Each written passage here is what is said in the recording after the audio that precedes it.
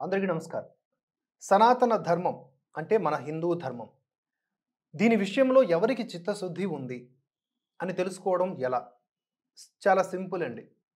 మనకి అన్యాయం జరుగుతున్నప్పుడు ప్రశ్నించటానికి ముందుకు వచ్చేటటువంటి గొంతుకలు ఏవి?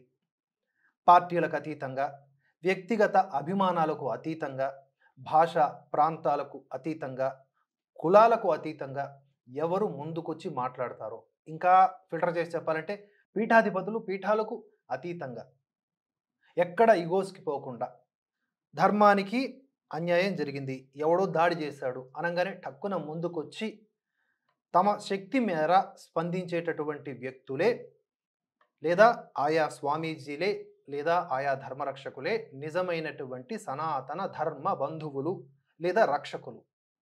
చాలా సింపుల్ కదా! అలాగే మన ఆలయాల హక్కుల గురించి, ఇవి దేవాదాయ అనే ఒక నిరంతర ధనార్జన శాఖ ఒకటుంది. వాటిల్లోంచి ఆ కబంధ హస్తాల నుంచి బయటకు రావాలి అని చెప్పి ఆలయాల రక్షణ కోసం పరితపించేవారు కూడా ఈ కేటగిరీ అంటే ధర్మరక్షణ కేటగిరీలోకి వస్తారు.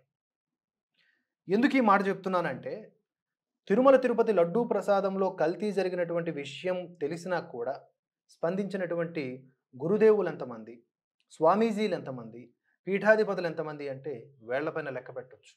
మిగతా వాళ్ళంతా ఎక్కడున్నారు? తెలుగు రాష్ట్రాలనే తీసుకుంటే గురుదేవులు వద్దిపర్తి పద్మాకర్ గారు, అలాగే కొంతమంది గురువులు మాట్లాడారు.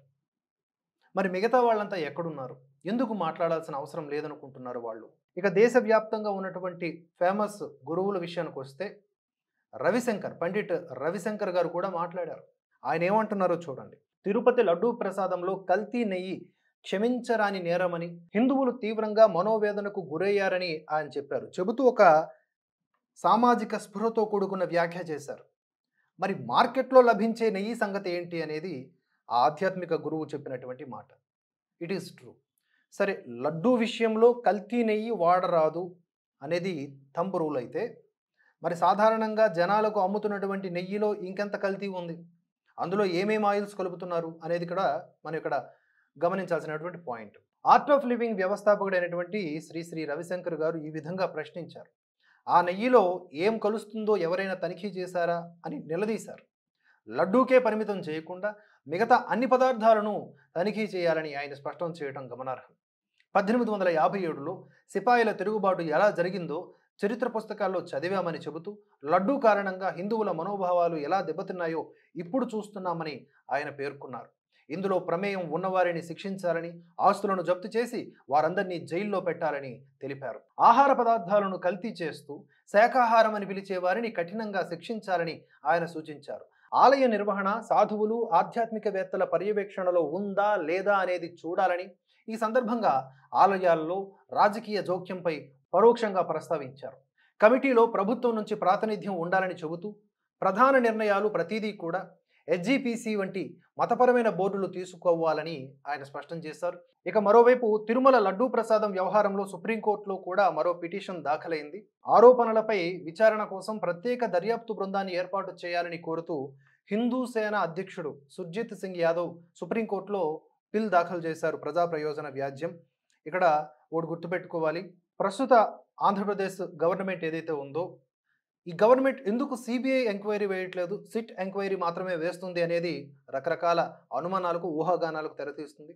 వాటికి తెరదించాలని కోరుతున్నాం. జెన్యూన్గా లడ్డు విషయంలో జరిగిన కల్తీని ఎలాగైతే బయటపెట్టారో, దీనికి గల కారకులను కటకటాల పాలు చేసేదాకా నిద్రపోకూడదు.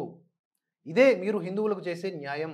ఎంత వీలైతే అంత కఠినముగా, పటిష్టముగా దర్యాప్తును చేయాల్సిన అవసరం ఉంది కదా, ఇది సూటి ప్రశ్న. ఇక లడ్డూ వ్యవహారంపై సుర్జిత్ సింగ్ యాదవ్ మరింత ఆందోళన వ్యక్తం చేశారు.